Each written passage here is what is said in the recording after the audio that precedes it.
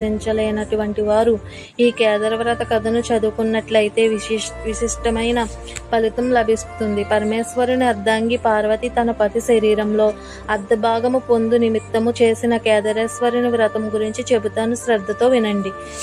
సుతుడు సౌనకాది మునులకు చెప్పెను. శివుడు పార్వతి సమేతుడైన కైలాసమున నిండు సభయందు కూర్చుని యుండెను. సిద్ధ సౌద్య కింపురుష యక్ష గంధర్వులు శివుని సేవించుచుండిరి. ఋషులు మునులు అగ్ని వాయువు సూర్య చంద్రులు తారలు గ్రహాలు ప్రథమ గణాలు కుమారస్వామి వినాయకుడు వీరభద్రుడు నందీశ్వరుడు సభయందు ఉపవిష్టులై ఉన్నారు. నారదు తంబురాలు శివలేలను గానం చేస్తున్నారు. రసాల సాల తమల వకుల నారికేల చందన పనస జంబ వృక్షములతోనూ చంపక పున్నాగ పారిజాత పుష్పాదులతోనూ మణిమయ మకుట కాంతులతో